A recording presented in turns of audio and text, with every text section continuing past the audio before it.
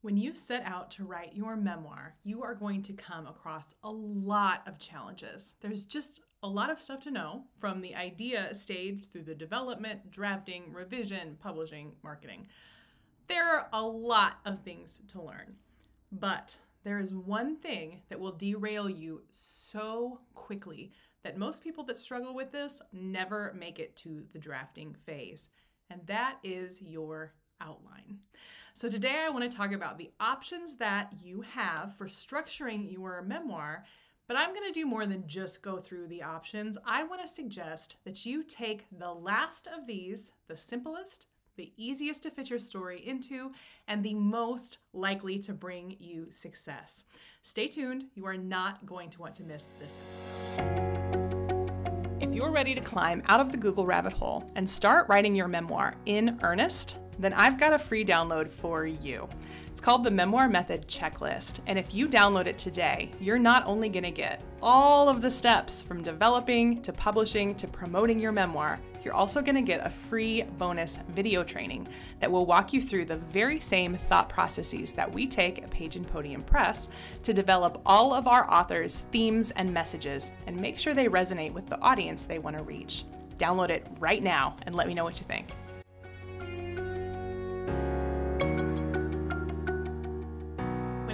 Starting your memoir, I bet you know you need an outline. But a lot of people struggle with figuring out how to put this outline together. Sometimes they'll even say, forget it, I'm gonna be a pantser, which is a term that we mostly reserve for fiction writers, and it just means you just start writing and see where the story takes you. I do not recommend that. Actually, I don't recommend it for fiction writers either. But if you try to pants your memoir, you are in for a load of trouble. It's going to make things so much harder. So instead, let's just figure out how we want to set this outline up. That's going to give you the structure that you're looking for and help you move forward much more easily than if you just try to go it by the seat of your pants. Okay, so let's talk about this crucial first step, this thing that can derail so many amazing memoirs before they even begin, and that is your outline. But from today on, whenever you think of the word outline, I want you to replace that in your head with the term structure. And here's why. When we think about our outline in terms of our structure, we have so much more clarity in terms of what we're getting from that outline. And there are a couple of really important things that are going to come out of having a solid structure. The first is your readers are going to recognize the way things are laid out on the page. We don't think about it when we read a book. We're not, mapping out where each scene went on that author's outline, but we do intuitively realize when a scene starts to pick up pace that we're getting into something really exciting, or when we kind of get to that, toward the end, we get that little plot twist and we think, oh my gosh, something really exciting is coming. There's a big reveal. We know as readers how the pacing of stories guides us through our books. By putting a structure in place, you're going to give that to your readers. Even though ideally, we hope that they don't notice the structure, right? We want it to kind of blend in. And that brings me to, what is structure going to do for you? So when I think about structure, I think about building a house. Now, I'm around this a little bit because my dad does house plans for these big time builders and developers. So I would overhear these conversations as I was not growing up. He didn't start doing this till later, but when I would be home from college, he would have builders in his office and they would be talking about these house plans. And it is so similar to the process of planning your writing. First, they sit at the computer and they hash out where all of the things go. So they know that they need, 3 bathrooms. These are big, very fancy houses. So probably more than 3 bathrooms, but they need 3 bathrooms. They want, 4 bedrooms. They want an office. They want a rec room or a sunroom, or, all of the things that go into these millions of dollars of housing.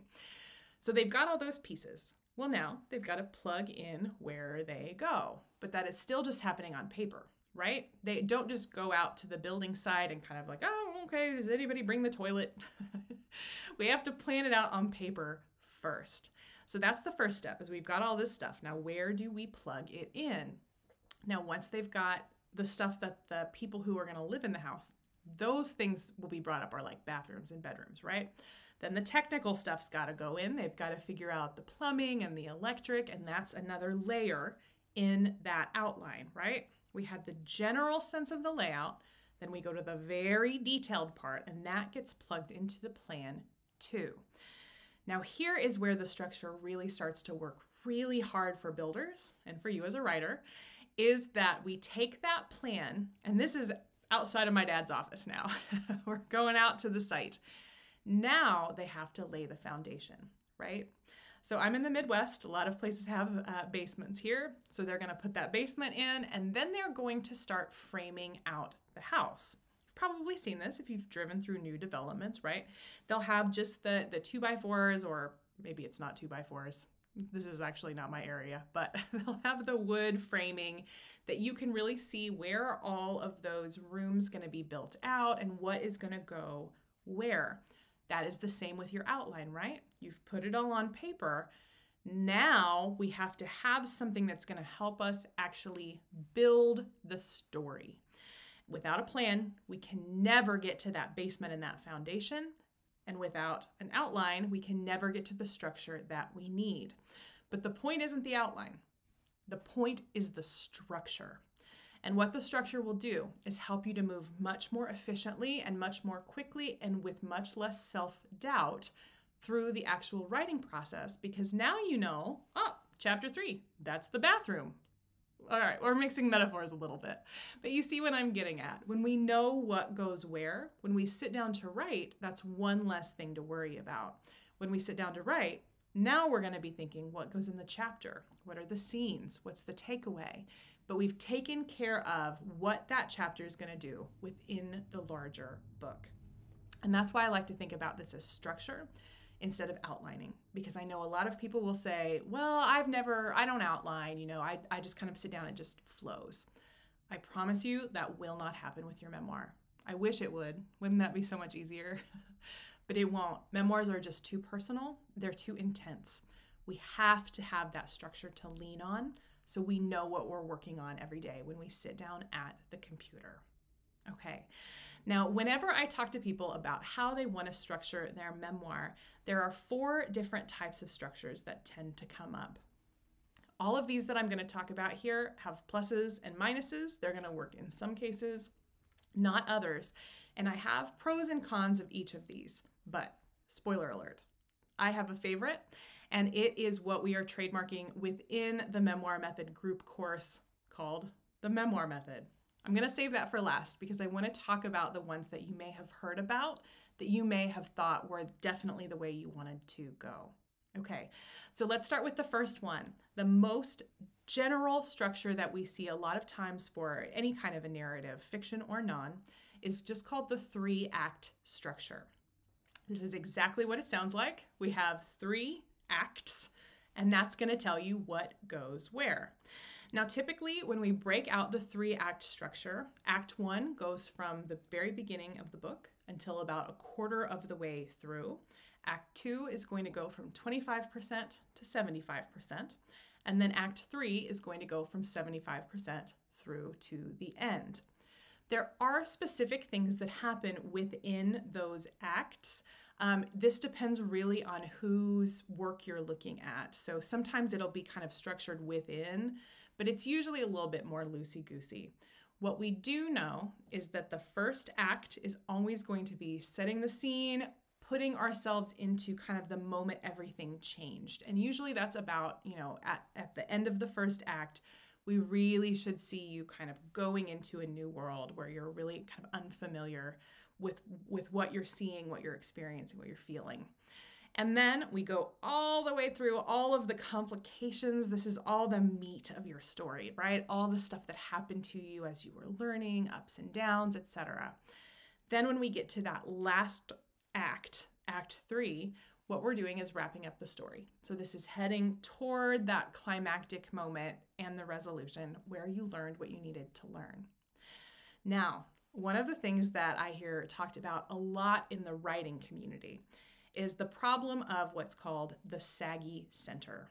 So remember, I said the first act is 0 through 25%, and then the last act is 75% through the end. That means if you are writing, say, a 200-page memoir, Act 2 is 100 pages long. I gotta tell you, I write every single day. I have written dozens of books. When I think of writing 100 pages with no more structure than that, I start to sweat. Oh, it's so hard. That is a lot to do without kind of a little bit more internal structure. And that is the reason that I will often discourage people from using the 3-act structure alone. The 3-act structure is tried and true, and in fact, one of my very favorite things to do is when I watch a movie, I know I'm such a nerd, when I watch a movie, I like to kind of watch and see if I can guess what point they are in the 3-act structure, because almost any movie, television shows too, will follow this structure where something significant happens at 25% and something significant happens at 75%. So you can try this. This is kind of a fun game. Next time you're watching a movie on Netflix, whenever something really major happens, pause and see what percentage of the way through you are. You will learn so much about how stories are built that way. But when you're building your own memoir, particularly for the first time, often I'm going to find that that second act is really going to trip people up. They get really kind of stuck and lost, and they just need a little bit more specificity. So that is the reason that the 3-act structure is a lot of times not going to work for people the way that they hope it will. All right, the second type of structure, this is a little bit more specific for particular types of memoirs. And often it's going to be, kind of a business or a leadership memoir. We do a lot of that at Page and Podium. Or, it might be something that is kind of more specific. I was visiting with a woman recently, and she and her sister are working on a hybrid memoir recipe book for their family. Such a cool idea. And I suggested this structure to her, and that is the thematic structure. And when we're talking about thematic structure, what we're going to do is we're going to put down all of the different themes, hence thematic, that we want to cover in our book. And then we're going to pull stories from our lives or our experiences, or sometimes others' lives and experiences, that match those themes. We see this a lot more commonly in, nonfiction that is sort of on the edge of memoir, because this is much more about the message than the story. So traditional memoir, we're really going to lean on the story to show what we learned, right? We hear this all the time, show, don't tell. Rather than explaining all of our wisdom and all of our lessons, we want to really bring it to life and dramatize it. That's a story-based structure. With thematic structure, we're kind of flipping that the other way. So instead of showing all of these lessons, we're going to tell the lessons and then use those stories to back it up. So in the case of this woman I was speaking with, she was going to be using those recipes and kind of the family occasions in which those recipes lived, right? So the favorite Christmas recipe, Thanksgiving recipe, birthday cake, etc. So then we can plug those stories in with the themes. In a lot of ways, this is the absolute easiest way to go about your memoir, because you are literally free, right? There's no necessarily chronology here. You can plug stories in any order that you'd like. And in fact, when you read nonfiction books, business books, and that kind of thing, you'll often see this, right? The examples don't necessarily go in order. We're kind of pulling different things. I think this can work extremely well. But I also find that a lot of people that I talk to about memoir, really what they're looking for is something that's going to feel a little bit more like fiction. And that's what we specialize in. So that's what I want to help you with. So how do we move away then from these thematic organizations that can feel maybe a little bit piecey or a little bit choppy into something that feels like a full arc? Well, this is the third structure that I hear talked about a lot, and this is a controversial point. And that third structure is the hero's journey. Now, there is a lot to be said about the hero's journey. I'm not going to go into all of it here. But in essence, when we talk about the hero's journey, we are looking at a 12-part structure. You might see this depicted as a wheel. That is often as a circle when we see it in a visual form. And it's going to move us through the hero, that would be you, is going to be called to action, called to this new world. Then as they move into kind of the second third of this wheel, they're going to be navigating this new place where they're in. If you think of Narnia or The Lion, Witch, and the Wardrobe, I often think about like, oh, they're in Narnia. Oh my gosh, it's snowy and beautiful. And there are all kinds of people trying to give you Turkish delights, whatever those are. Anyway, they're moving through the second third of that circle. And then as they round out the last third, they're emerging triumphant with this new wisdom and knowledge under their belt. Now, there are some issues with this. The main one really that I find is that when we're looking at the hero's journey, it is 12 very specific steps. Your memoir may or may not fit into those 12 steps. It just really depends on how your life has played out, right? So what I find is that for a lot of authors, especially first-time authors of memoir, if they try to use the hero's journey, but then the pieces of their life don't fit within that 12-part framework, it can be really, really difficult to adapt the hero's journey to fit what actually happened in your life. And I know, what no one wants is to write a memoir and then feel like it's not authentic to you, right?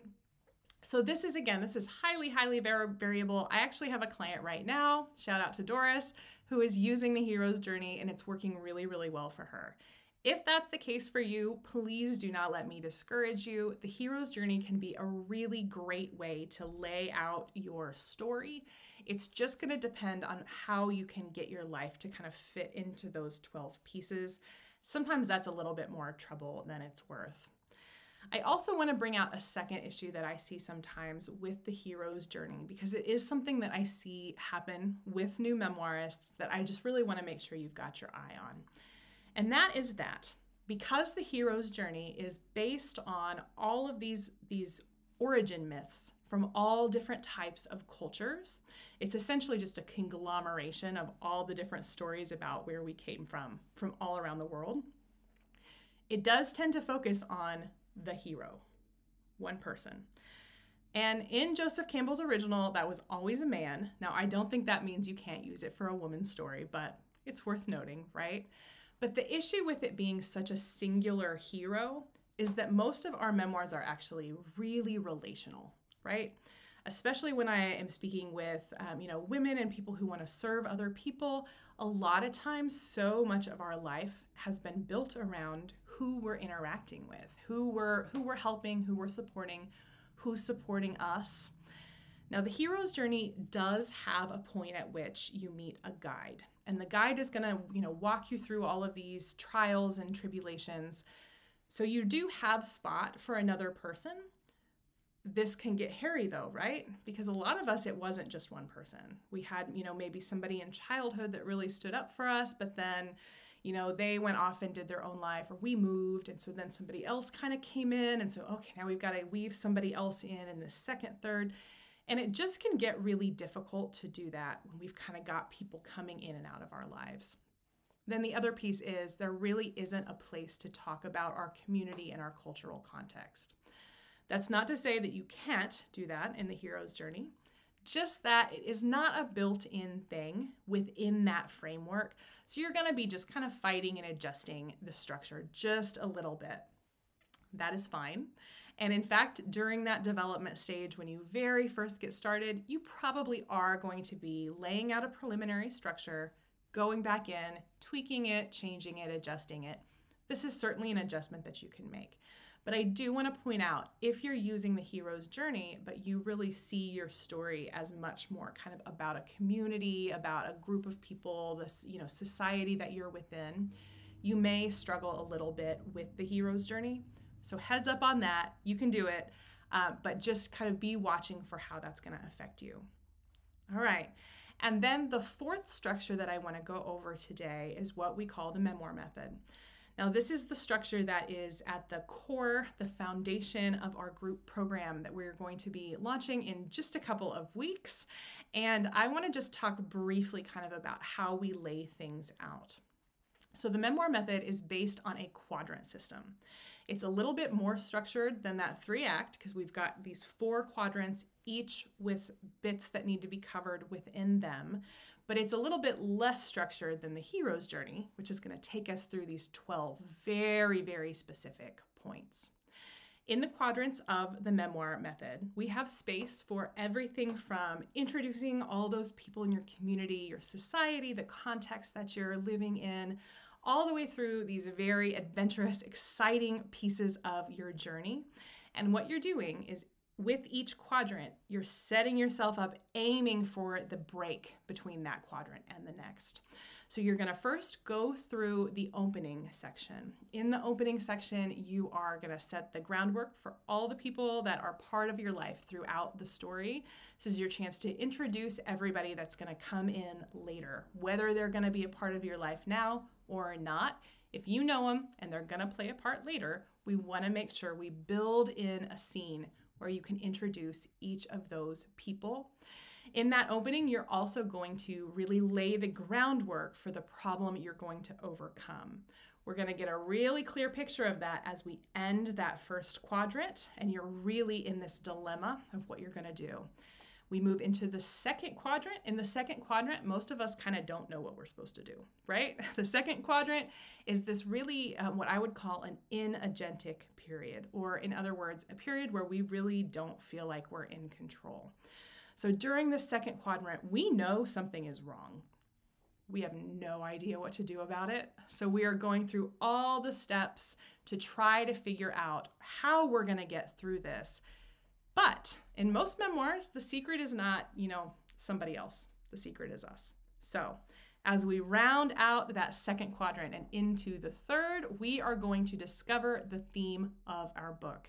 Of course, we've built that in as we've come through, but it becomes much, much clearer to us as we go from the second to the third quadrant. And in the third quadrant, you're going to start testing out your agency. So this is the part at which we're going to see you trying different things. We're going to see you kind of struggling, and we're probably going to see you either fail in a way that you thought it was all over, or succeed in a way that isn't actually going to work. So that's what's happening in our third quadrant. And then as we move into the fourth quadrant, we are going to get to our triumphant moment where we're going to really learn that theme. Now, unlike in the hero's journey, where when we, the hero comes away with kind of this, it's called the elixir. In the hero's journey, they're bringing back this solution to everybody else, and it's going to really save the day. That is not usually how our lives work, right? Usually it is much more kind of good and bad. Most things are a little bit of both. And so as we move through that fourth quadrant, we are going to see you lean on you. That rather than, earlier when you're seeking out all these different options, when we get to that fourth quadrant, we want to see you find yourself. So that's what our structure of that fourth quadrant is going to be all the way through to the end of your memoir. Now, of course, within that, if you join our program, we do have breakdowns of what's happening with each of those quadrants. But the great part about the Memoir Method is that you have a lot of flexibility. So you've got to hit, each of the points within the quadrants, but you can kind of move them around as long as you have a general framework of what you're doing at each point of your story. And as long as it matches that 4-part framework, you should be great to kind of take your creative impulse and really follow it and see where it takes you. Okay, so I know this is a lot of information, and no doubt you're going to need some ongoing support. This channel, we talk about a lot of things like the Memoir Method, other kinds of things that go into planning and writing your memoir. So be sure that you have followed so that you never miss an episode. And if you'd like something that you can take home and use right now, highly recommend the Memoir Method checklist. So you can download the checklist at pageandpodium.com/checklist. And make sure that if you are interested in the Memoir Method, you are going to have a 2-week window to sign up. We will be opening the cart on this program January 11th, and we'll hold it open through January 25th for our very first cohort to start on February 1st. I would love to have you as part of that program, so I hope that you will head over, download our checklist, check out a little bit more about our program. You can link that right under services on our homepage. And let me know if you've got questions. I would be more than happy to chat with you about whether this program is exactly the right fit for the book that you want to write. I am so excited to hear more about your story. I hope you have a great day and happy writing. If it feels like your memoir is on hold, because you're too busy diving down the Google rabbit hole looking for all of the answers to writing and publishing questions, then I have a download that is just for you. This free download is called the Memoir Method Checklist, and it's going to walk you through all the stages of getting your memoir out into the public, all the way from developing and outlining, all the way to publishing and promoting. This is every single step that my team and I at Page and Podium Press use to get our clients' memoirs out in the world. And if you download it today, you're also going to get a free bonus video training that dives deep into all the things you need to do to get your memoir's theme, messages, and intervention very, very clear before you even outline your book. You are not going to want to miss these free resources. I know if you follow this checklist, you are going to end up with a memoir that you are so proud to publish. I can't wait to read it.